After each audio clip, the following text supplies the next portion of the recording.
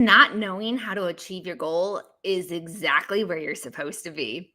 Hey everyone, it's Acacia Thornton, the CEO Legal Coach. Today I'm going to show you how to manifest your dreams and make them your reality, even if you have no idea where to start or how to do it.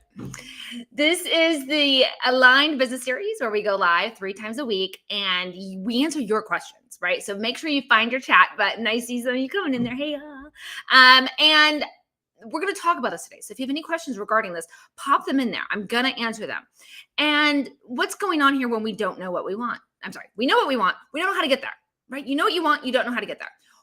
Why is this actually good for manifesting? So I like to kind of teach some of my clients through what I call the 3 journey types. Journey number 1 is something that you know where you are, right? You know exactly where you're at right now. But what you want to do is get to your goal. So if it's something you've done before, like let's say your goal is to get some ingredients and make a meal tonight. Well, step 1 is go to the grocery store. And you've probably gone to a grocery store before. You've probably gone to the grocery store you're going to go to. And you maybe even know exactly which ingredients you're going to get. You know exactly what aisle they're at. You have a process, right? You know the whole thing. Maybe even have a parking spot.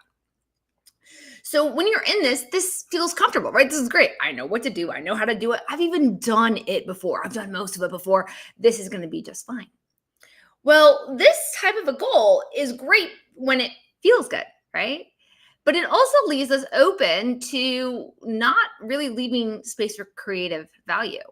It leaves us not open to allowing other types of things. Maybe there's different ingredients, a better place we could go, different routes we could take to see different things. We're not open to changing or shifting that. We become rigid. And also, if anything changes in it, right, you have expectations now. You maybe even created a habit. So if somebody takes your parking spot or is, oh my gosh, this person is so slow at the checkout counter, we get irritated when something's slightly different, right? So that's where we think we want to be. But the truth is, we can sometimes be blind to living in the moment. We can be blind to new creative ways to do it. And we're easily thrown off track in our moods and our emotions if things don't go as planned. Now, that is a complete opposition to you not knowing where the hell to start, right? You're like, wait, Acacia, that sounds nice. That's where I want to be. I would rather be cranky and all these things. How do I get there? So on the complete other end of the spectrum is you know what you want. You know where you want to go. You know what you want, but no idea where to start. What do you do in that scenario? What do you do? So let's first off and look at what it is you've desired, what you feel like this is what I want. I want you to know that the fact that you even thought of it, the thought that it's even crossed your mind that you can't have it, that you want it, guess what? It means you can. It means it's already energetically here on the plane. It just needs to be brought to you, right? Well, this is beautiful because unlike the grocery store where you know exactly where it is on the map and how to get there, this can come from anywhere. This can come from anywhere. That's really a beautiful thing because when it can come from anywhere, the universe can bring it at any point in time from anywhere.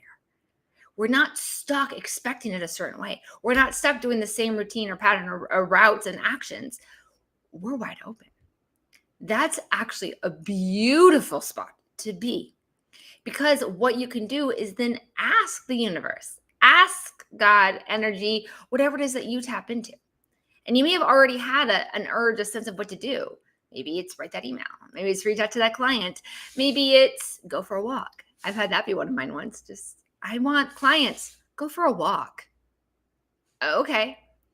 And what we do is if we can allow ourselves to stop overthinking, I need a plan.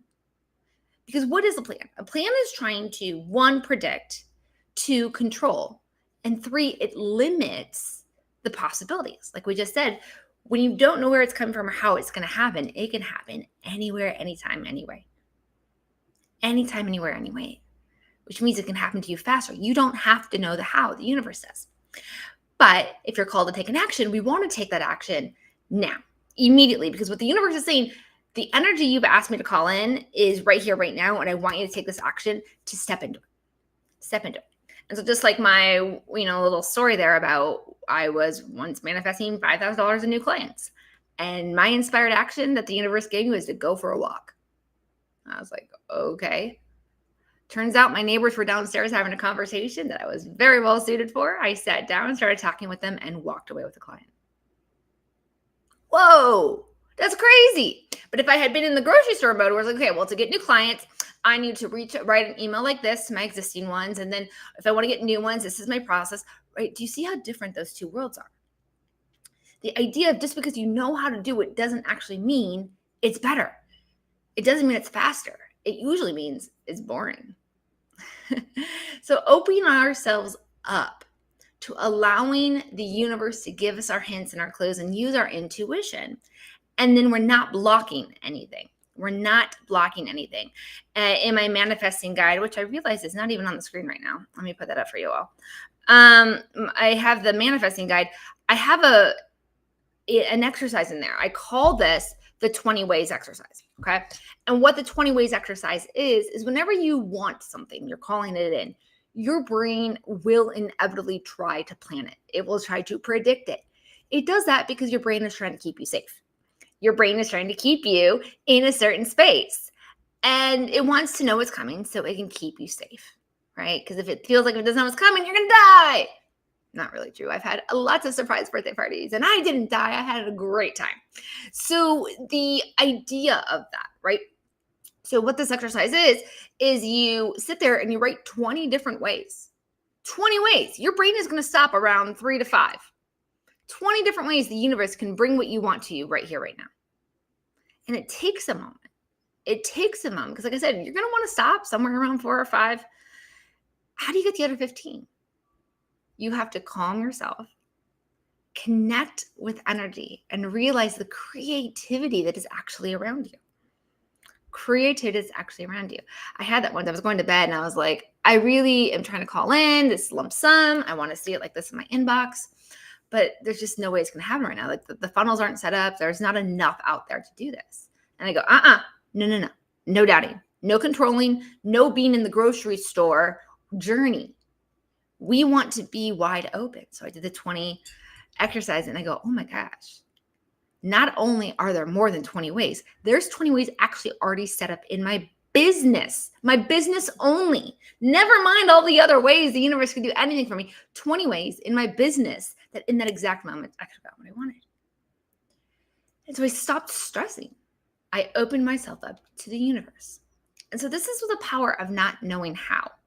Is I want you to know it's actually a mental block to try and control it. It's a mental block to overplan it. Even in the science of science of getting rich, which by the way, I'm rewriting right now.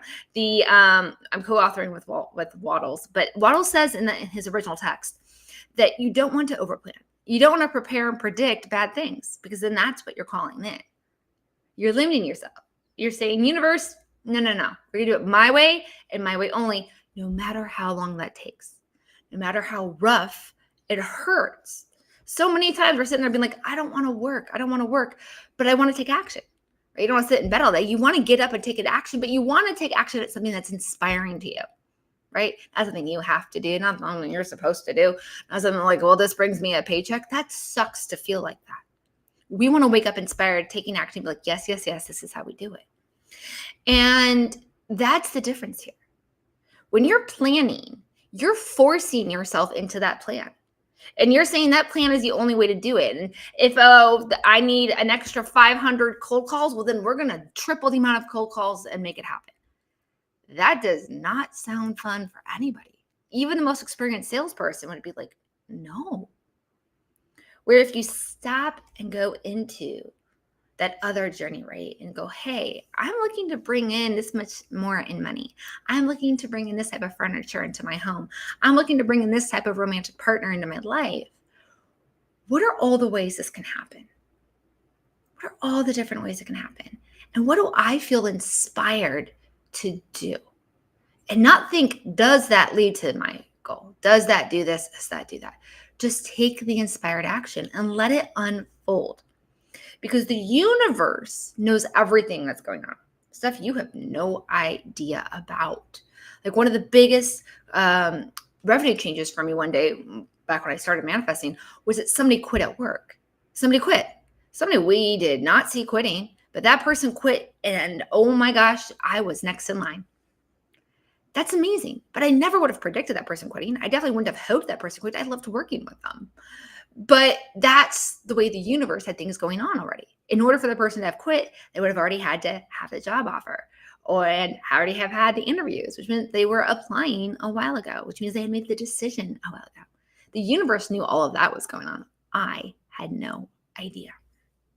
So this is how you manifest a goal when you don't know. You want to sit yourself into feeling what it is to have that, to receive it, to get that, to see those, money in your account, to see the notes and letters in your inbox, whatever it is, to be out on that perfect, amazing date. And you ask yourself, what am I inspired to do? What action am I inspired to take? Don't think of a plan. Don't plan a plan. Take the inspired action. Take that inspired action. You might be surprised at what ends up unfolding, because a series of those things ends up creating a momentum in the direction of the frequency you're trying to attract. That's what's important. When you're making a plan, you are making the plan from right here, right now. You are not in the frequency of bringing what you want.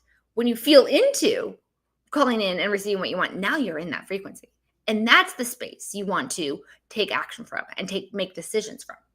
So we want to make sure that we're even in the right frequency of what we're trying to call in, because if you're not, it's not going to work out well, or it's going to take forever. Sure, you could set that plan.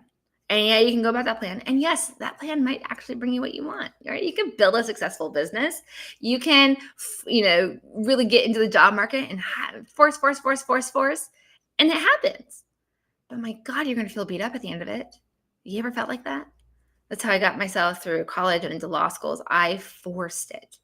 And by the time it came time to create a new goal and to step up in my life, I was exhausted. I had to sit there and undo all of the harm I had done mentally and physically to myself by wearing myself down and out.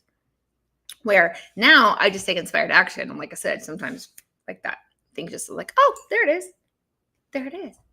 I don't have to have the answer. You don't have to have the answer. Trust that the universe, when you're on the frequency, you will be magnetized to take an action that is on that frequency.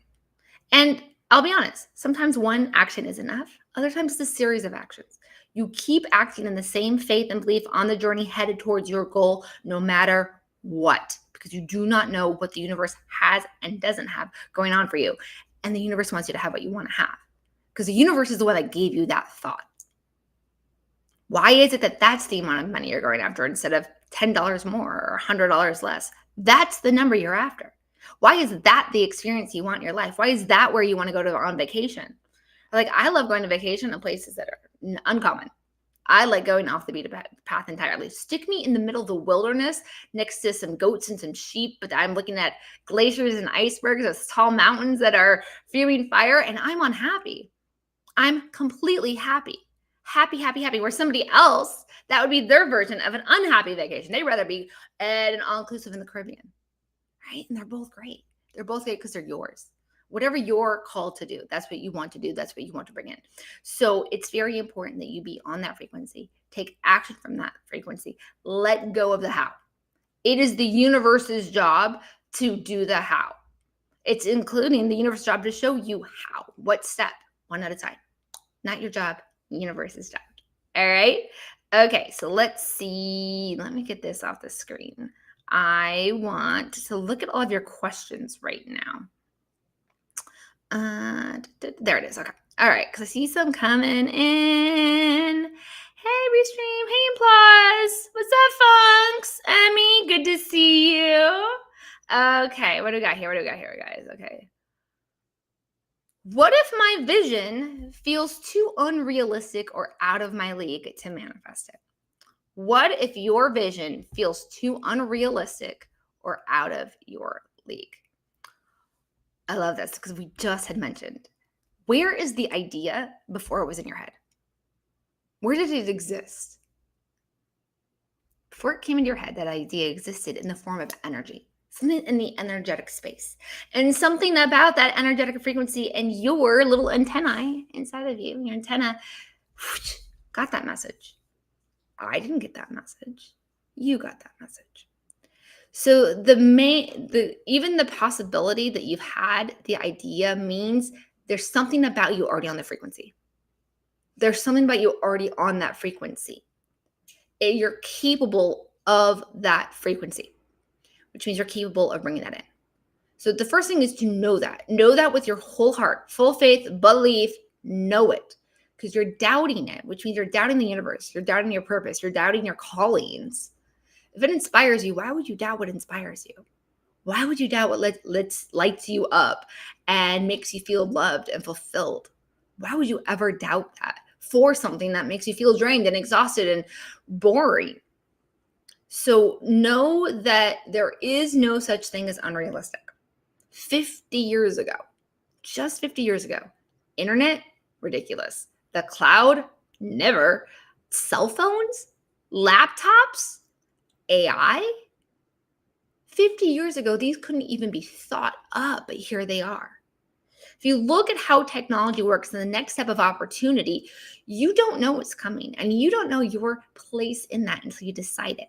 So don't worry if it feels unrealistic or out of your league, because that's not possible. You got that message, my friend? That means you're meant to go after it if you feel called and connected to. How do I stay motivated when I don't see progress in manifesting my goal? This is a great one. How do I stay motivated when I can't see progress yet? So the motivation is in the goal itself. You want to be going after something that lights you up. Something that lights you up. And I'm going to tell you a story right now. I put this, I think we're writing this into The Science of Getting Rich. But it's the idea of when I went to Antarctica. Okay. Antarctica had been my bucket list trip for quite some time. And I had an account on the side that would occasionally have some money go into it. And the total trip costs for Antarctica at the time would have been around 25% of my take-home income. 25%. That's massive.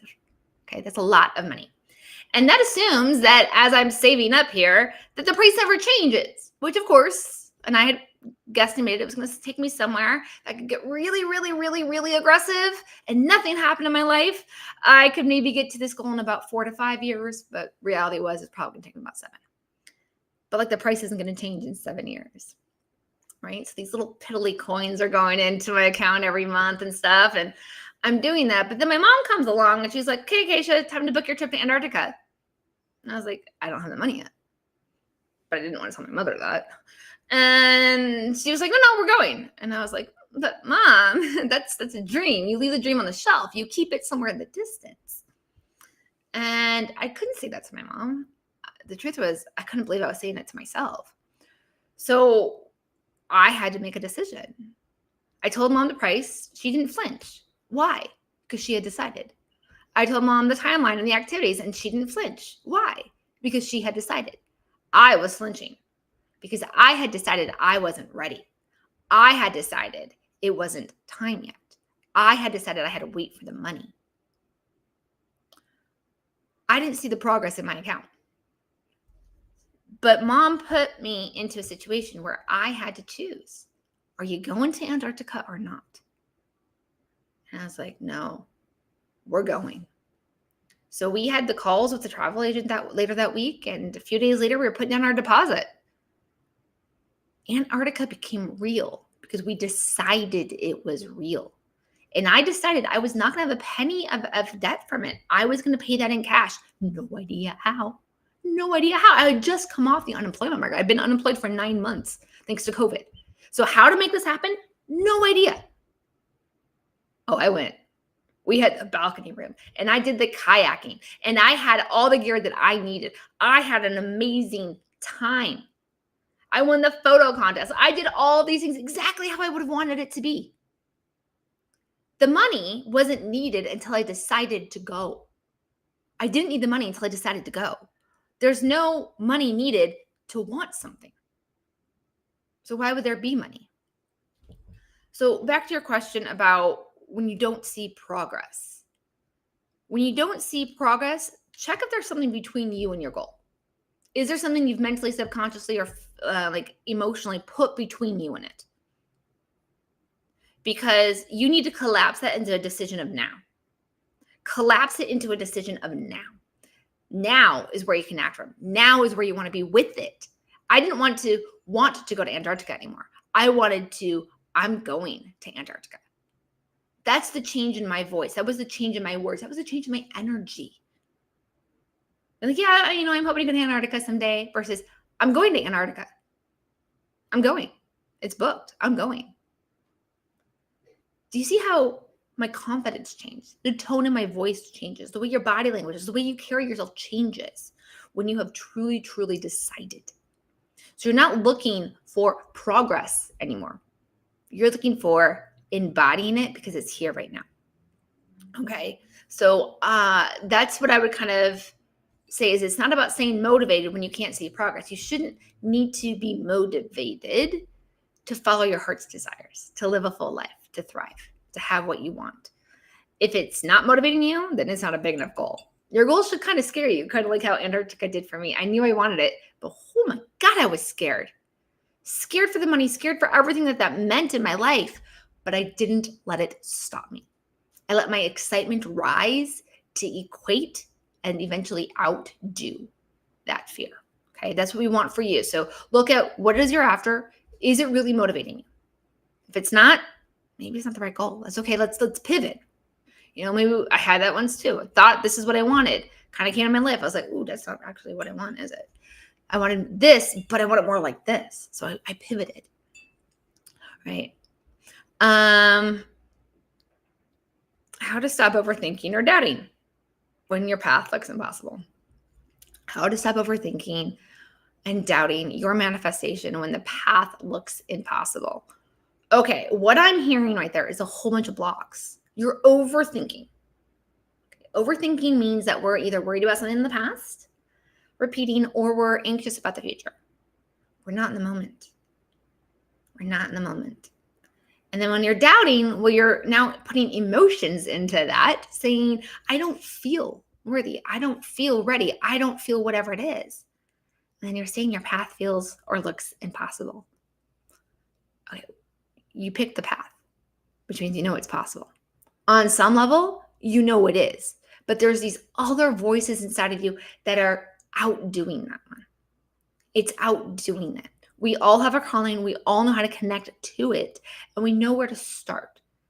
So odds are, if you've had an idea of what you want in your life, you know at least kind of where to start, where to ask a question to, or to take some type of action. But we don't take it.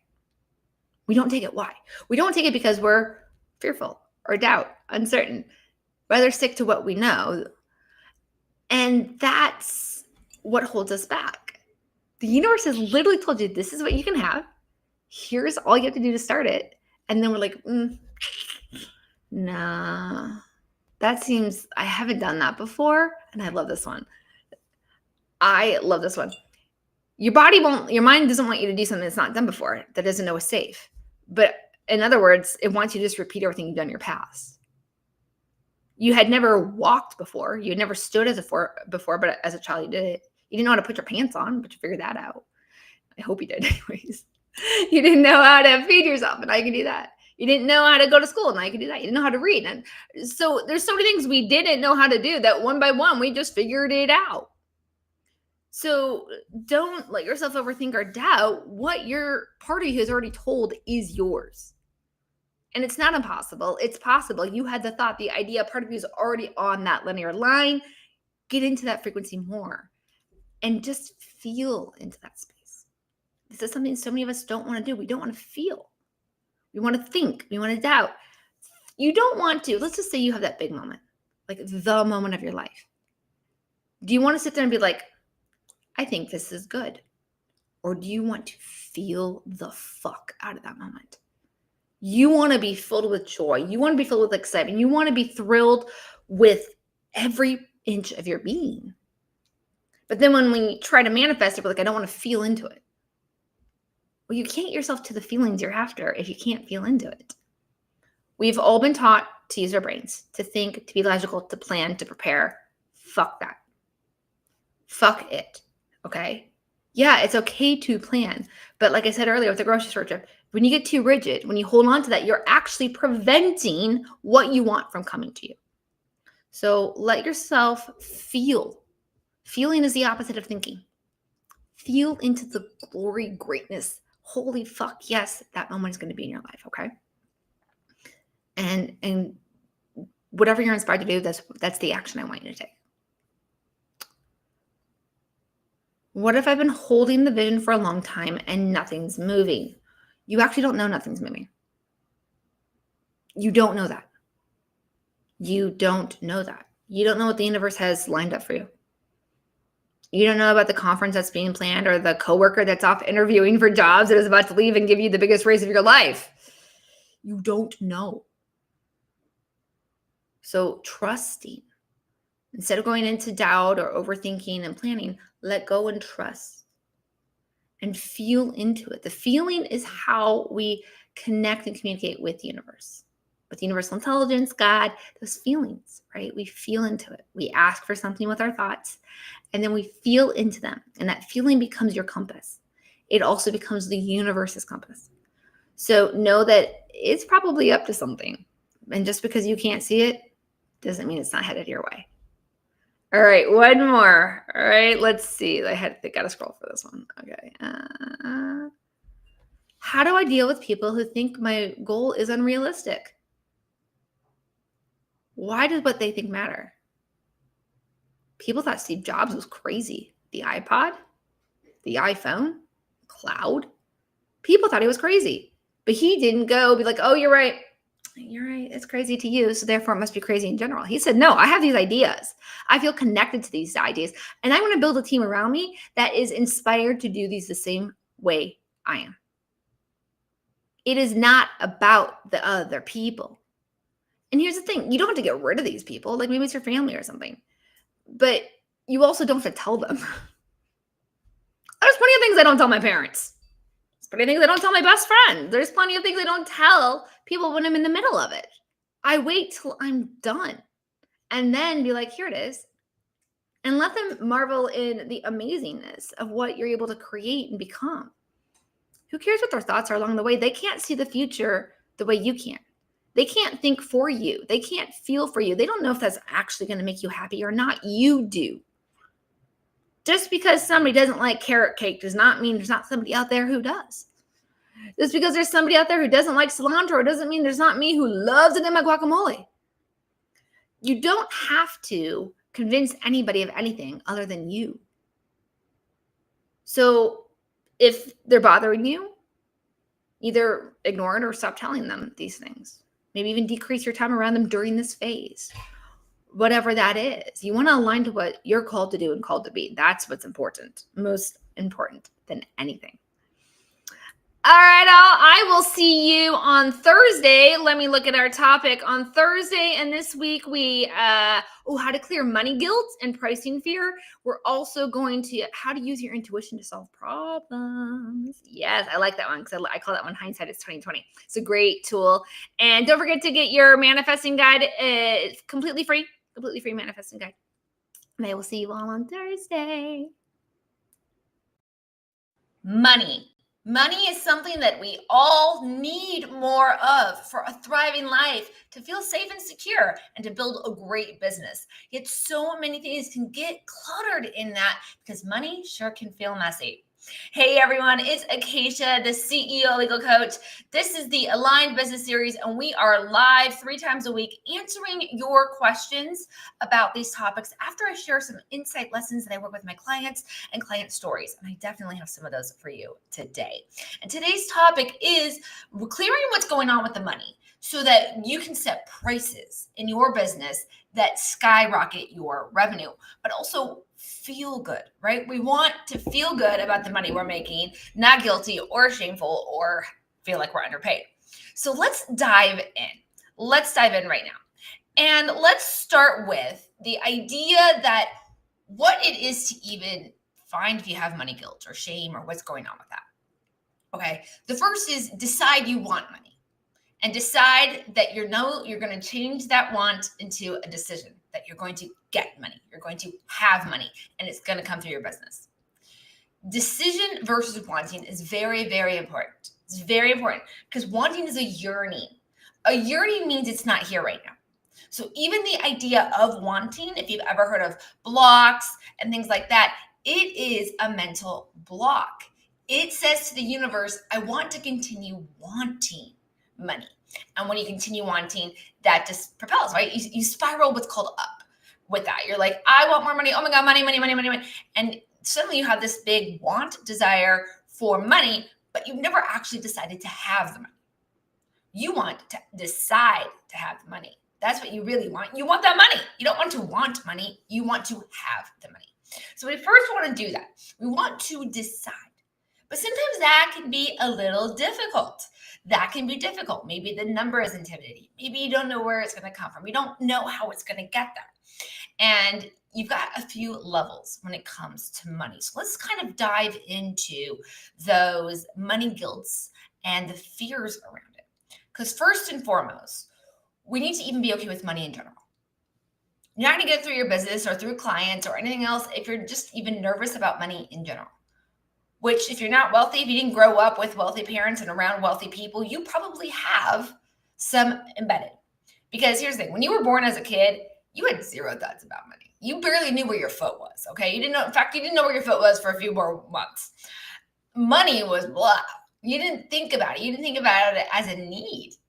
Your needs as a child is, I'm hungry, I'm tired, I want to breathe, and I want to put my foot in my mouth. That's what you are as a child, right? That.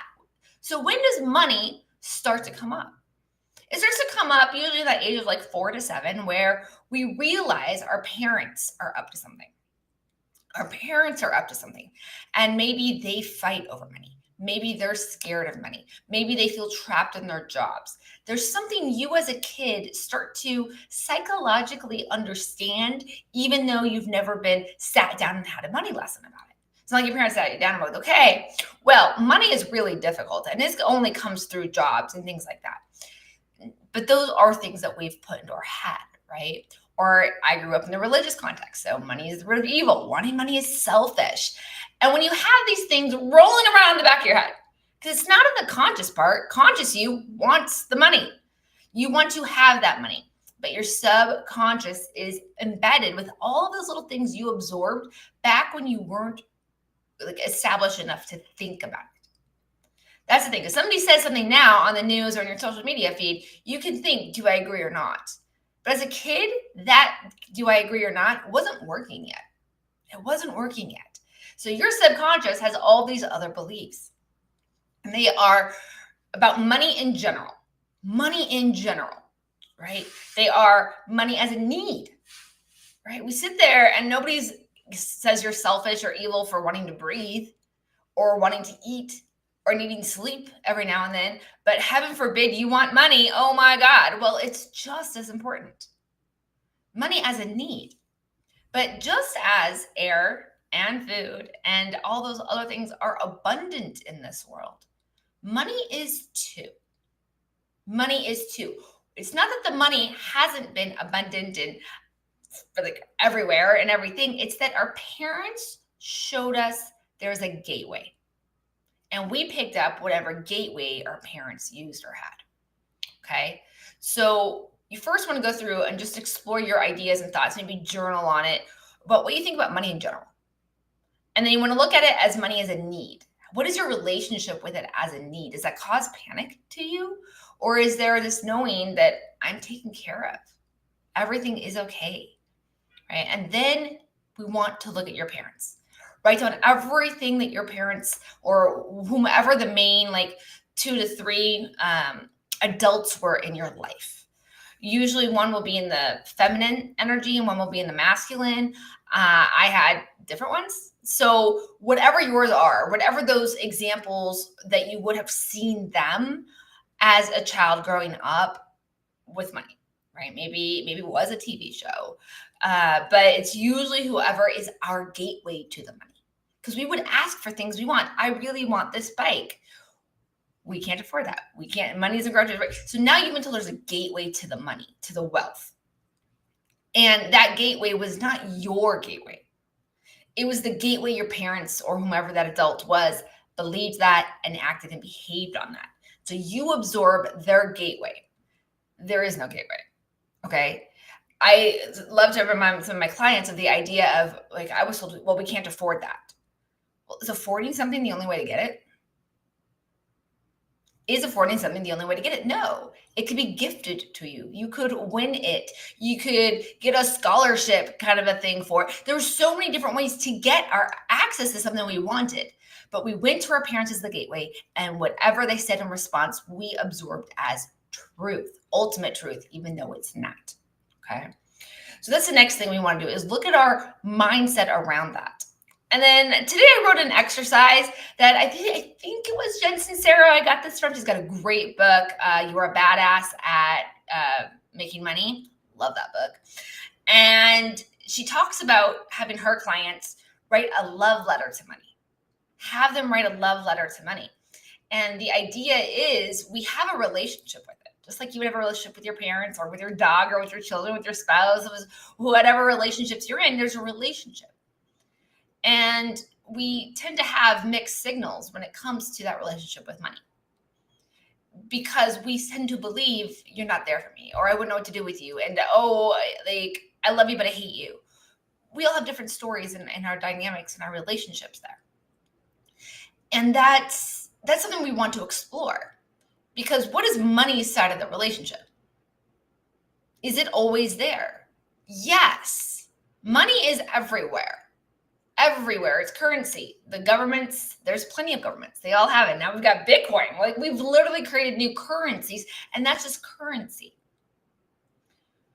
So it's not that the money isn't there. It's that we don't see it. We block ourselves the gateway. We have this weird love-hate relationship with money, or fear. Maybe it feels like an abusive relationship, things like that. So we want to explore those. How do we want to clear that money guilt? Usually it comes up in one of two ways. You could just sit there and, like I said, start writing, stream of conscious, just let whatever comes up, comes up. You can intentionally go through every one of these. What are my thoughts about money? What are my thoughts about money as a need? What were my parents' thoughts about money? And what does my relationship with money look like? Another one is, as you start to think about money, notice if anything changes in your body. Does your stomach clench? Do your toes wiggle? Do you get a fist? Does your jaw get tight? Those are signs of a somatic energy that's blocking your field of, it's creating resistance. It's a type of block. So when you're doing the law of attraction, the thing is whatever you're vibrating on, right? You're vibrating on these things. And if you have a block, like let's say, I have a friend, really, really tight jaw. She's got to get injections and everything. And something's being stored there, right? It may not be physical, may not be, like a cyst or anything. It might just be energy. Energy creates its own physical place in us. And so when we're thinking about money, when we're thinking about these things, does anything in your body change?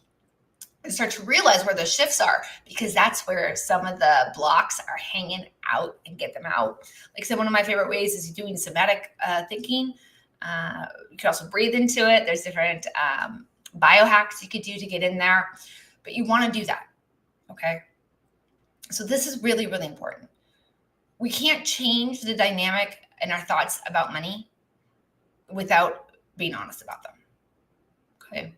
And you can't have the money you want to have if you still keep thinking the same way you've thought about it. If you keep feeling the same way you thought about it. We must change these dynamics. So we have to go through those first and foremost, okay?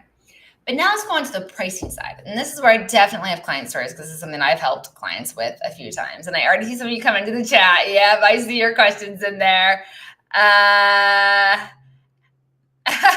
Yeah, money is important. Absolutely. The hell is this accent? I do not have an accent. I have lived all over the world, so it's probably a conglomerate of them.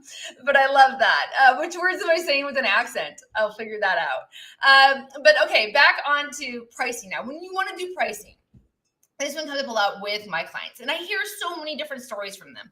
Wow, I don't know what to do here, is usually what it is. I want to do this with my pricing. I want to be a boutique like this, or I want to have a brand like that. But then they'll be like, but my competitors charge this. My competitors do it that way. The market's so bad right now. I can't charge $10,000 for a client. No, I'm having a problem getting clients at $2,000. So I tell two big stories. The first story I love to tell is the idea of, I used to work for a company that had like data and basic products. So you would license data or information from them. I work for mapping companies. I work for data companies. I've worked for software companies. So you would come along and you would get whatever access to whatever dashboard or information you needed to prepare for your business planning, right? You're making a model or something, or dashboards, like I said. So one of the ones, this set of data or information would go for around $5,000. $5,000, people would come in, license it for a year or two, and they would build their bot models and so on off of it. Well, then they'd come back and say, hey, we're going to go public now. We're going to have an IPO. We're so excited for this. Because we've been using your data to help us plan and map the business, we want to publish these parts of it in our IPO stuff so we can get great investment, right? So we can get a great stock price. Can we have your permission to do that? And I would say, hey, yeah, but there's going to be a price tag to that use. I'm like, okay, what's the price tag? And we would make it up, usually somewhere around $75,000 to $120,000. They were paying $5,000 for this. $5,000 for 1 or 2 years of use. And now I'm telling them it's going to be $75,000 to $100,000. What? And you know what? I think every single time, I don't know that any of them ever said no. I think they all said yes. And it was usually within 24 hours. Like, how can that be? How can that be that one day it was 5,000 and the next day it's 75,000? Well, let's look at the value to that client, right? If you're just trying to get some basic data, do some basic business planning, are you going to pay $75,000 for just a piece of that? Probably not. Probably not. $5,000 makes more sense for that. But if you're going to go have an IPO, you're going to go public, you stand to make tens, hundreds of millions, maybe even billions of dollars, right? There have been some massive IPO public offerings where you sell that stock and you get incredible investment. So when they go to do that, what do they have to do? They're hiring business advisors. They're bringing on some of the best banks and consultants and all these things to make sure they have the best selling one in their industry. That's what they want. That's what you need. And $75,000 when you stand to make hundreds of millions, it's a drop in the bucket. The value of that data, the ROI for that client suddenly changed. It was never what the product was. It was how the client is using it. And that's really, really important here. That's really, really important that you can do that with your pricing. What is the value in your pricing? What is the value to your client? Okay, if your client can go get the same thing somewhere else, faster, cheaper, whatever, okay, what is different about you? What's your value proposition? What makes you different and unique? That matters. And what a lot of my clients don't quite understand is your energy. And here's where we're going to get to the second story. Your energy, your vibes about how you do something, who you are and how you go about it is part of your value. It's part of your value, right? Like I offer contract templates and I offer them in a heart-filled, soul-filled, elevated way. I am not giving you the boring crap that was just found on the internet. Sure, you can go find free templates if you want, but you know how those are going to feel to you. You know they're not going to have you at their center. You know they're not going to elevate your business by the vibes. You don't even have to read the document, which you always should, but you don't have to. You already understand it feels different because it was made with a different type of love. It was made with different love. And that matters, right? That matters. So, if you want any of those, or just go to CEOlegalcoach.com/shop. They should all be in the shop. But that matters, right? Yeah, you can get templates anywhere, but how do they feel? How boring are they? How much are they aligned to who you are as a business owner? That matters.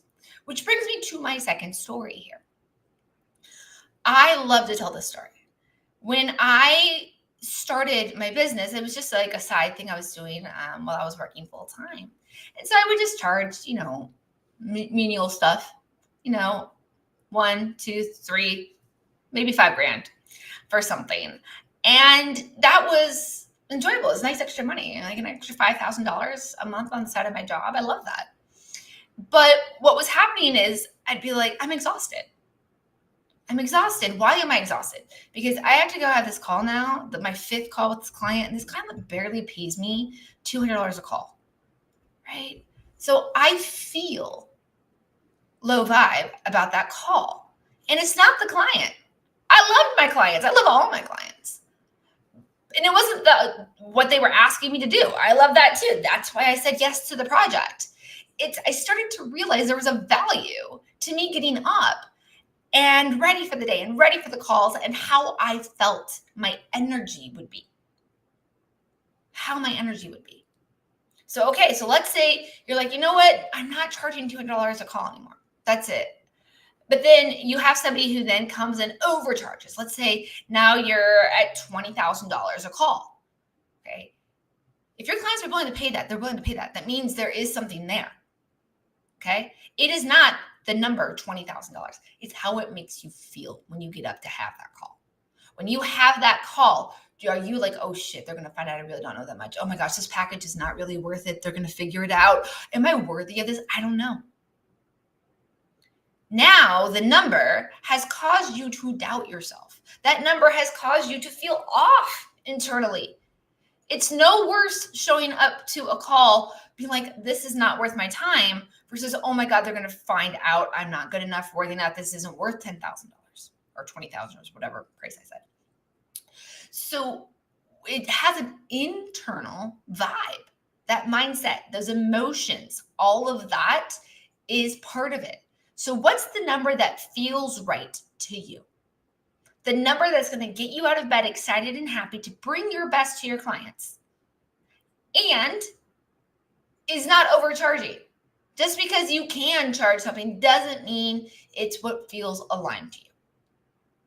We want what feels aligned to you. It's okay if there are other coaches out there that can charge $20,000, but if you feel in the vibes at $10,000, I want you to do $10,000. That's where you're supposed to be. You're supposed to do what makes you happy and feel aligned mentally, emotionally, and physically, spiritually in the moment. Okay. So, and I do have other money stories, but I will leave it to that so we can get to some of these questions. Let's get to your questions. What are your questions on removing the money guilt and that pricing fear, setting those prices? How do I know if I'm undercharging or just pricing strategically? How do I know if I'm undercharging or just pricing strategically? First thing that kind of jumps out at me with some of these words is the idea of knowing and strategic. These are thought processes. Okay. Now, of course, the thought is important. You're not just going around being like, I feel into my business every day. There's a balance. You have a mind, you have a body, you have a heart, you have a soul. So the mind is part of it. The question is, how much power are we giving to the mind over your soul and your heart? So how you know is how it feels. How does it feel? If you feel aligned and whatever that is, that's the joy you want to be feeling. That's the love you want to be feeling. So if you're trying to overcharge or undercharge or being strategic, you might be overthinking. Yeah. So look at that. Know that. And of course, know what's going on in the market, but just because there's a recession doesn't mean everybody else is having problems, because you're not trying to get everyone else. You're trying to get the clients that are aligned to you. Clients that are aligned to you are going to be looking to pay that price. When we go shopping for a shirt, some of us in our head are like, okay, I'm not going to pay more than $10 for that shirt. Where somebody else might be like, you know what? I'm not going to pay more than $1,000 for this shirt. It's relative. I think it was Oprah who once assumed that all throw pillows were at least $500. Right? Where others of us like, I go to TJ Maxx for my throw pillows, So what is it that is yours? That there's a number in your head, there's a number in your client's head. So don't worry if you would pay that.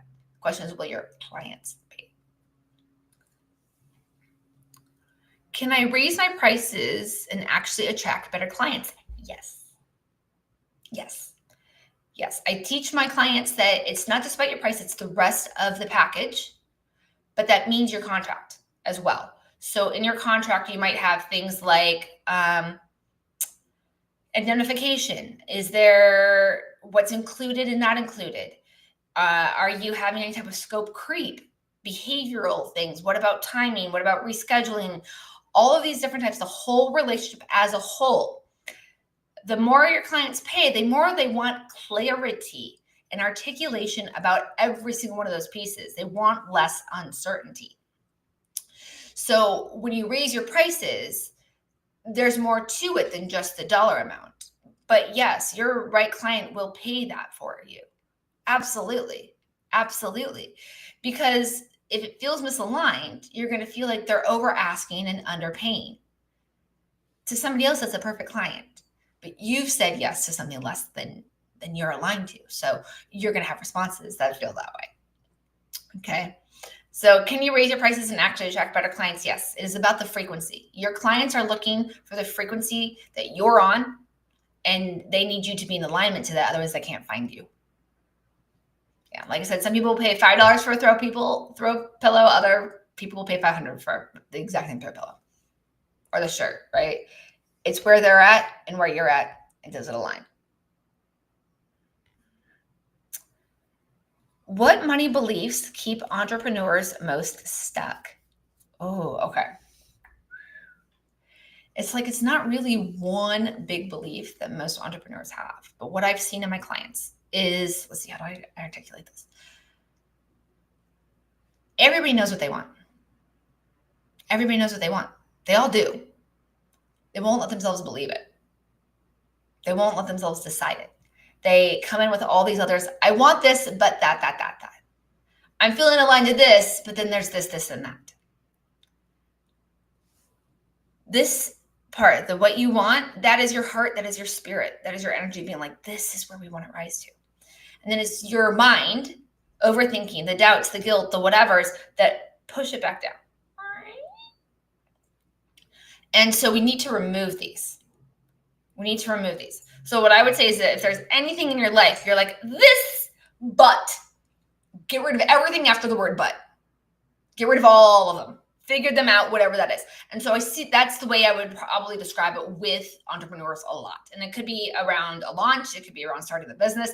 It could be about client relationships, right? I have a whole program just about client boundaries because that's such an area where we're like, I want to be treated like this, but then they're going to feel bad and I'm going to feel bad and all these other things. And it's like, it's nonsense. Anything after the word but is a block. It can be removed. It can't be removed. And when you remove that, suddenly you go, and that's where I start to have like the big, we tripled our biggest month ever. We've doubled our revenue. The results or whatever is when we've gotten rid of this. When we've allowed them to make a decision anyways. Screw this. Go for this. Okay. How do I avoid resentment when I have already underpriced something? Change your prices. Who says your prices have to stay that way? If you've signed a contract, obviously follow your contract. But then also tell yourself and know in your heart, this is the last time this is ever happening. Go update your templates. Go update your pricing online. Whatever it is, go update it right now. Right now. And then everything that you've promised is now going to be in your rear view window so far. It's going to start being in the rear view window. And let it there. Let it happen there. Finish your contracts, finish whatever you've promised at that rate, and then let those clients go. Let them go. What if I need the income now and feel scared to charge more? Okay. Charging more isn't the only way to get more income, love. Charging more is not the only way to get more income. Today's call is not about increasing your rates. Today's call is about removing guilt and fear and having prices that feel aligned. If your prices already feel aligned, don't change them. Don't do that. That's not what you're called to do, right? That's not what's in alignment for you. But if you need the money now, it sounds like you might be having a scarcity moment. You might be having a fear block around access to money. What I would say is, what if you already had the answer? If you already knew where the money was and how to go about it and doing all that, what would you do? What would that look like? Because you're telling yourself, or there's a block inside of you that was maybe implanted as a child that's putting that block in your way. And by having that, you're having blinders. You're not seeing everything because there isn't a lack of money. There is not a lack of money. Money is everywhere, right? I live in Vegas. Just 2 weeks ago won $1 million across the street from my house, literally across the street from my house, $1 million. So money is everywhere. Money is everywhere. Let's get our hands on it and let your creativity come in. Okay. Remove the blocks and see what feels creative and inspired here for you. I think we had one left, right? Do I have one left? What's the difference between charging fairly and overcharging? Alignment. It's all how you feel. Be aware, have, like I said, the info about what are your competitors doing. It's not bad to know that, but do not base your decision on that. Like I said, the $5,000 versus the $75,000 to $100,000, same product, different use. What was its value to your client? Right? I have the same when I have my clients. Okay, you have somebody, you're just starting your business. It's going to be your very first template. That is very, very different than the people who are about to close a $10 million deal and they need me to lead that. That $10 million deal has a lot more going on. They're also a lot more established usually. And so they've already been through the ring. They bring a different vibe. They're not new business owners. They're 5-10 years into the business. So it's different. So I get to know the value to my client, but also what I'm going to bring to those clients. I'm going to be a lot more personally involved in a $10 million deal than I am on creating templates. Now, of course, I'm there and I customize all my clients' templates for them. Don't get me wrong, I have plenty of first-time business owners where we do that.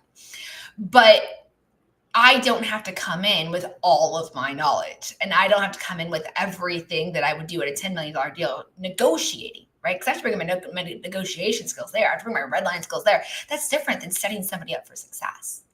So I get to feel different about those two. I get to know the value to both of them, and I get to meet them at that energy. What energy do I want to be at when I'm helping somebody build their business for the first time versus when I get to help somebody close the biggest deal they've had thus far in their business? Very different vibes. So fairly and overcharging is about how it feels. You have your mental awareness, but you do not need to make decisions based on that. I don't care what your competitors are doing, because who says your competitors are doing it right? Who says they're doing it right? Who says they're doing it the best as possible? I don't think so. And if you're charging the exact same thing, what else is there to be a reason to stand out to your ideal client? Those things are not there for you, right? So I love you all. I will see you all tomorrow, Friday, 10 a.m. We are going over, what's the topic? How to use intuition to get clarity and answer questions in your business. Yes. Oh, that's a great topic. I'm excited for that. Okay. I will see you all there. This is Acacia Thornton, the CEO Legal Coach. Have a great one. Challenges arise when we're in business. Challenges arise when we're trying to manifest and we don't know where to start. And yet the answer has always been there. Hey everyone, today we're going to talk about how to use intuition to solve problems and manifest business clarity. Believe it or not, the answer is always there. It's right there. But what we see are the challenges we're facing. And then we're like, I don't know how to think my way through this. I can't see my way through this. When the real answer is our intuition. Hey everyone, it's Acacia, the CEO Legal Coach, and this is the Aligned Business Series where we go live 3 times a week, every Tuesday, Thursday, and Friday, 10 a.m. Pacific time, where we talk about real stories, real business challenges, and what you can do to get yourself where you want to be in your life and your business. And we also answer all of your questions. So if you want to find your chat button, go ahead and start commenting in there. I see some of you in there. Good morning. Hey, loves. Hey, Mary. Hey, Mark. So what I'm going to do is I'm also going to answer all of your questions, right? This is for you. This is for you. So go ahead and find your chat button and we're going to get in there. But how to use your intuition to solve problems and manifest business clarity. So let's take a moment for a second. Where would we even use this? When would we even need this, right? Well, we're trying to solve a problem. Think of all the problems you have in your life right now. You can probably think of a few, right? You might have some in your business. You might have some with your teammates. You might have some with your spouse or in your romantic relationships, maybe with your kids, all these different areas. Maybe it's money problems, whatever it is. And we sit there and we're like, well, I've got to figure this out. I have to figure that out and all this stuff because we have been taught to set a plan, set your career goals, set a goal, and you work to make that happen.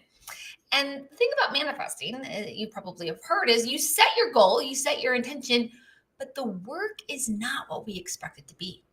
We shouldn't be forcing things. We shouldn't be over planning. We shouldn't even be doing most of the heavy lifting. But every now and then, we need to take an action. We are spiritual beings that are having a physical body, a physical moment here, and we get to have this experience. And what ends up happening so many times in business is that we sit there and we try to use our physical being to solve a larger problem. Because where does the problem come from? The problem is the way we're interpreting our spouse, our business, something else, right? So everything has its own energy. Everything has its own energy, and you do too. And what's happening with your physical being here is, one, it's interpreting that. It's interpreting this as a problem. Is it actually a problem? Is it actually a problem? So first, our physical being is interpreting this as a problem. The other thing is the physical being might not even be applying or putting the right label on it. And I don't just mean like a problem. Sorry, because I have like allergies today. Oh, fall allergies. Anybody else have that? Oh God, it's killing my eyes. But it's not just that. Your brain might actually be seeing the situation wrong. And well, I shouldn't even say wrong. I should say there's another way to look at it. Because the way our brains work is it's learned to think, apply, analyze based on what is already seen. Based on what has already seen. So you can't think your way into the future because your brain hasn't seen the future. But your brain has learned how to tie a shoe. Your brain has learned how to create habits and processes to help you not have to think how to stand every time you need to stand, because you wouldn't get very far in life if you're still wondering how to stand up. But that means the brain just starts going down these same channels over and over and over again. It's going down these same channels over and over again, not realizing there's other routes it could take. So I love this one. The author, her name's Gina, I'm blanking on her last name, author of The Audacity to Be Queen, great book. And she talks about how she was really frustrated with one of her employees, like super frustrated. And then layers just kept on coming. And she was like, I want to scream. And then the person, her employee, sent her something that was going to go out to the clients. And she was like, trying to steal my clients. Like, what the hell? You're trying to interfere with my business. This is not cool. Well, she decided to not be that person to her employee and instead say, is there another way I can look at this? Gabby Bernstein says, I choose to see this differently, is the way she phrases it. I choose to see it differently. And when we stop to see it differently, we realize something else might be going on. It turns out Gina's employee was just trying to do her job the best she could. And then the part that Gina thought was the tipping point actually didn't even come from that employee. It came from a different employee. It came from somebody else. But it got delivered through the frustrating employee. And it turns out she actually had a phenomenal employee who was really there to support her. But Gina had a bad employee in the past. And so she assumed the same type of behaviors or outcomes that she was seeing meant that there was still the same reason why from the other person. The other person's reason why might be different. Now, how does all this come into solving our problems, right? We want to talk about intuition here. So far we've talked about how it's our habit, our physical being's way of thinking through the problem. It's trying to identify the problem. It's trying to label what's going on. It's trying to predict how we got here and then see its way through all that. Again, those are all layers in the past. And you're not trying to repeat your past. You're trying to create an amazing future. So let's walk through 3 different ways that we get to use our intuition. Now, if you don't know what intuition is, what your intuition is the voice inside of you. It's your little spiritual compass. It is your spiritual compass. Now, what's really challenging for many of us, and I was definitely in this camp, definitely in this camp, is there were so many other thought processes and voices inside of me that I didn't hear the intuition. So I had to kind of get those other voices out of the way, realizing, oh, that's really my dad's voice yelling at me, not me or my intuition. Oh, that's really something I remember from my teachers. That's not this or that. So first thing I had to do was remove the noise. Remove the noise. And then when I removed the noise, I could start to not only hear my intuition, I could feel it. I could literally feel it move my body sometimes. And I've actually won slot machine hand payouts because of my intuition, purely over my intuition. It would be, you should go to this machine now. And I'd be like, which machine? It goes, this one. And I'd go over, touch the button like 2 or 3 times, and voila, thousands of dollars pop out. Like that. I'm not sitting there playing the machine. It brought me to the machine. It said, now is the time to play this machine. This is the one that's going to manifest the money you've been asking. Whoa. So that's the power of getting into there, to quieting the brain and getting to the other voice inside of you. Is it has spiritual answers. Unlike your brain, which can only think to what it's seen or what it's exposed to or learned, your spiritual answers are connected to all things energy. Everything is energy. Energy is neither created nor destroyed. And energy has been around from the beginning of time. And it's going to keep on going. It goes out into the heavens. It goes on to the other galaxy. It goes on to things we don't know about. My table and my microphone right now, their energy. This wall, this canvas, this plant, it's all energy. My arm is energy. Who I am, this physical being, is energy. And our intuition can connect beyond our physical being. It can use the energy from everywhere else in the universe, including other people's thoughts and ideas. It can help us understand them. It can help us know which way to act or go. It can help us know which jackpot slot machine is about to go off. It can give you the answers of where to post that social media post or how to phrase that. One of my favorite things to use my intuition for is when I have to write something, when I have to draft something. I have a lot of it, right? Being a contracts attorney and being in the corporate space 7 years before I went to law school, I can write. I really know how to write, but sometimes it feels like work. So I let my intuition be my guidance. And I trust that if I've been called to write this, the answer is in my soul to do it. Those words are in there. And so that's what we do, is we tune into everything else. The one that wants to create through you. And if you believe in God or whatever higher being, you were created in that image. You were created in that, and you have a purpose, you have calling. And if you've learned in Genesis, the first book of the Bible, God created the heavens and the earth, right? The energy was created. It's created all of these things. It's created everything, even the traffic that we sit in, but it's the roads and the cars that we're sitting on as well. So this energy is really amazing and wants to create through you. You're a being, a physical being, a lot of power. You have the mental power, you have the heart space power, you have the physical power, and you have this energetic power. These are your superpowers. And so when we tap into that, we can tap into answers beyond who we are, beyond where we are. And yet they're still existing on the energetic plane. They still exist. That's why they're there. And that's why you can tap into them. So this is the potency and what intuition is. So, okay. What do I do whenever I have a challenge? First things, we're going to go through 3 of them. One is I like to just visualize what I'm trying to call in. And then when I'm in that space, be like, am I inspired to do anything? Am I inspired to do anything? Is there anything that I'm being called energetically? Never mind what my brain says. Energetically to go do. That already right there is going to lead me. That is my compass saying this is the direction to go to succeed. So our brain has been looking at the problems. Your intuition wants to succeed. It doesn't care about problems. It doesn't see problems. It doesn't know what a problem is. It is energy. So it doesn't see the problem. It goes, this is the direction to succeed. And you just go that way. But let's say you've done that. You're like, okay, now we're at a new challenge. And a business challenge I had was trying to get videos to post on social media. I love making videos. I feel my energy and my vibes come out better, and that my audience, you, get to connect with me and know me better through that. And so that's what I wanted to create. But I was having such a hard time getting ones that I felt inspired to write, say them, and then edit them, and then post them. So I was maybe on a good week getting 3 done. 3. Which meant I was probably getting about 5 done a month. It was not happening. And I was like, my audience needs more. They deserve more answers. They deserve more access to things. What can I do? I know that part of building my business is going to be part of these videos. What do I do? So what I did is, I love this. Remember, our brain is looking forward, trying to figure out how to do something forward. Brain doesn't know forward. Brain only knows back. So what can I do for this problem to be in the past?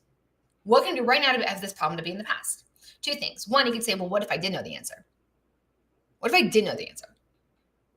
But what I chose to do in that moment is I said, I know somebody who does know the answer. I know somebody who this problem is in their past. Let me go ask her. So what I did is I jumped into a visualization and I went into the physical and feeling space, all those things you do in a visualization exercise of future me. I went up to her and I was like, hey, you've clearly been successful. You've clearly accomplished this. What did you do? And she came up and told me a crazy idea I promise you my brain would never have done. And now it's batching, and batching is nothing new, but it was the way it was, because it was a way that inspired me to take bigger action and get more done. It was insane. I got more done in 2 days, than I had done in the past 3 months, because I asked somebody who this problem was for them in the past. To me, I'm facing this problem right now. It's in my future. This is what's happening.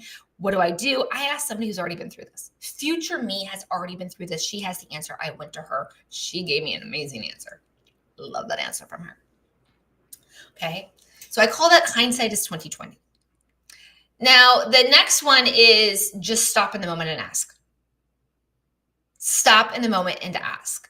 And this is one where I was out to dinner with some friends and everyone wanted to go to the casino floor after. And I was like, I don't know that I feel this place. It's just kind of like not really my vibe, but everyone wanted to play and I'll come along. So I was kind of like, I'm not really feeling it. Let me ask my intuition if there's any machine that is going to at least let me stay even or win any money. And so I just asked, is that going to happen here? And my intuition goes, no. I was like, oh, okay. And then eventually it was like, there is this machine over here. I was like, well, I got to go to the restroom first. I come back. Somebody was at the machine. Sure enough, I gave him like $30. I was like, oh, it's going to be one of those. Okay. So I chose not to play. And as the night continued, I just kept playing with my intuition. And eventually I asked it, like, will you please guide me, physically guide me to the next machine that is going to have some level of payout? Do you know what it did? It walked me out the front door. That's not even the door we came in. And I'd never been to this place. I didn't know that's where the door was. My intuition literally walked me out the door. It said, this is not the place for you. I said, oh, thank you. All I did was ask. I stopped trying to figure out and feel my way into it. Instead, I asked my intuition. What's going on here? What can we do? How do we take care of this? Okay. So this is why it's so important to use our intuition to solve problems, particularly in business. Because in business, we're trying to force things, we're trying to build things, we're trying to plan things, we're trying to get certain outcomes, and that can feel very masculine energies. Everyone has female and masculine energies. It's not a gender or sex thing. Everyone has those. And our masculine is the get it done, get it, win, get in there, solve the problem. Little bit, too much of it can be controlling, where the female energies are, let's nurture things. Let's get creative. Let's use the intuition. Let's use the other side. And so successful business and successful life, you're actually going to try to balance both of them. And like I said, in business, when I have my business clients, so many of them are so used to the masculine approach, even the females, and that we forget there's a whole other set of tools we have within all of us that can really do all of that for us. All right, let's get into these questions. I see them there. What do we got? Hello. Hey, loves. How are you? Oh, it's so good. I'm glad you're liking this. Your intuition. Yeah, yes, exactly. It's incredible what your intuition can do for you. Yeah, I love that it's worked out really well for you. But yes, you don't want to overdo it. You do need to balance. Okay, so what is a quick practice to tune in when I feel stuck? A quick practice. The thing is, you're stuck because you're trying to force yourself through an energetic plane, right? Usually mentally or physically. So stop fighting. Take a moment and be like, you know what? this don't feel right to me. This doesn't make me happy. This doesn't make me feel thrilled. I'm going to stop right here, right now. So take that moment and stop. And instead tune in to your other tools, like your intuition, and ask it. And usually, not always, but usually your soul, your intuition comes from somewhere in the center of your body. Because your soul is actually larger than your body. You can't really see that in my thing, but like if this is your body, your soul is here, right? Our soul is not something in the body is something within the soul. So there's more of you. And I want you to tune into all of those other pieces of you. Tune into them, feel into them, see if they have an opinion. See if they have something to say here. Give them the chance to communicate with you and go from there. So the biggest thing is in the moment, just kind of stop. Because I feel exhausted. This feels tough. This isn't working out. Don't, actually I told this to my mom on a cruise recently. I was like, Mom, the definition of insanity is doing the same thing over and over again and expecting a different result. Even though the problem or the challenge or the point in time might be different, doing the same thing over and over again is still going to get you the same old results that are unsatisfactory, not happy, not thriving. Where intuition, it only knows how to succeed. Intuition does not see problems. It doesn't. It's soul energy. It only can move forward. Can intuition help me with timing, like when to launch or pivot? Absolutely it can, love. Absolutely it can. Okay, so if you have like a launch or something going on, what you want to do is feel into the person who has a successful launch, right? You're probably trying to think and plan based on what you've either learned from a coach, what you've learned from the internet or somebody else, or maybe you've done one before. Maybe you've had a launch before and you're trying to repeat the same things. Okay, repeating the same thing that somebody else has had success on can feel comforting because it can build confidence knowing that these types of actions lead to a certain outcome. But they are repeating something in the past. They're repeating somebody else's work. They're repeating somebody else's energetic state at a different point in time. This launch is your launch. So what does your intuition call you to do? So what I like to do sometimes is I might write down everything I know. All right, here's the steps I want to take. Here's how I want it to be. Here's the audience. Here's all these things. And then I'll stop and be like, what is going to make this successful? And feel into that. Ask my intuition. Or something doesn't feel right. Something about the plan's off. I don't get it. What's going on? I will feel into my intuition and it'll tell me what's wrong with the plan. Oh, that's what's wrong with the plan. Because again, your mind can only think so far. It can only do so much. But your mind is literally stuck in here. And your soul is everything else. It's all around you. So let's use those other feelers to get into the energetic states around you and get those answers. So they're a great way to combine them by making sure that you're not sticking so hard to the plan and forcing an outcome, forcing expectations. Remember, your intuition cannot fail, but that doesn't mean it's going to meet your deadline or the way you expected it to be. When we ask to manifest something, it doesn't always show up how we expect it to happen. So be mindful that your mind might be setting up these expectations and letting your heart space, your intuition know that it's okay if we go beyond this. It's okay to know that we're on the right track, even if it doesn't show up the way we wanted on the timeline we expected. Okay.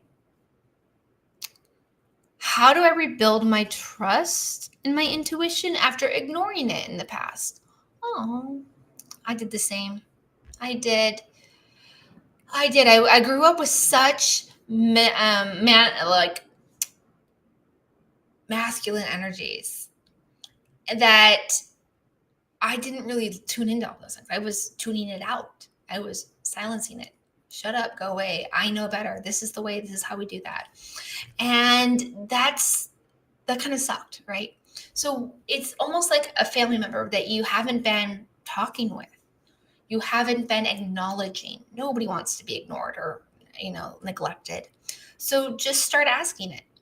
Just start asking like, hey, we haven't connected in a while. I wanted to say I'm sorry. And I want you to know I do love you and I value and I appreciate you and I want to work on our relationship. And when you do that, sometimes within seconds, it just comes right back to life.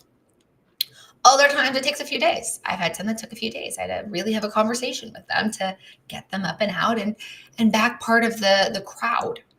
The other thing that you might want to work on is find out what was blocking you and work to heal that. If you have a voice in their head that's screaming all the time, well, okay, let's calm that down. Let's make that feel safe and comfortable so that they both can be present on the same plane, on the same energetic frequency of love, of doing what you love, how you love it, and being in alignment to that. So rebuilding is nothing more than practice versus making the decision to do it. And your decision is already 80% of the way there. So just take those few moments, tap into it, reconnect with it, and ask it, what can I do to hear you more? What can I do to practice being there with you as if you were sitting down with a child, and listen to it, hear what it says, and acknowledge any errors you've made so that you can forgive each other and love each other and have a great relationship again. It's just a matter of practice. Okay, I think I saw a few more come in. Sujancito, what's up? How are you? Thank you. Loving the love. Can intuition really help with business decisions, or is that too woo-woo? Woo-woo. I love it. I think Jen Sincero uses that phrase, woo-woo. Of course it can help you with business decisions. Of course it can. Just like we've talked about, the idea that your mind can only think is based on what it has already seen or knows, what it's been exposed to, where your intuition is what everything is happening on the plane, things your brain is not aware of. And a business decision is just, like I said, sometimes when I'm doing a launch or something, I will plan it out. Like, here's what feels right, and then and thinks right, and then I'll look at it and I'll feel into it. Like, does this really feel? Does this plan have the same vibes as what I'm trying to get? Is what I'm trying to do and who I'm trying to become? Or like I said, when I had the batching problem, I couldn't figure out how to get more content. I asked future me. I tapped into her, asked her, because she's already done this. She's the person on stage. She's the person who's built the business. She's the person with 8 figures in her bank account. Let me ask her what she did here, because she's already done this. She's through it. And I got my answer like that. And it was an answer that was aligned to me. To me. But the big thing is we want to turn the brain off. We want to turn the volume down a little bit. The brain matters. The brain is what keeps us from touching the hot stove and running into traffic and jumping off cliffs without parachutes. But like, there's a balance. We want a holistic, aligned approach. When we say aligned, we want your mind aligned. We want your heart aligned. We want your soul aligned, right? You're manifesting with it. And we want your body in alignment. We want all these things acting together, being in alignment, wanting the same thing, feeling into the thing the same way, so that we can take action and be there quickly and soon. All right, loves. I hope you all have a fabulous week, and I will see you next week. We're going to change it up a little bit. We're going to talk just a few sessions on the idea of like when you get let go from a company, when you have a severance check or something like that, that's really big right now. And I've had so many friends and family ask me questions that I thought I would put together just a few pieces for that.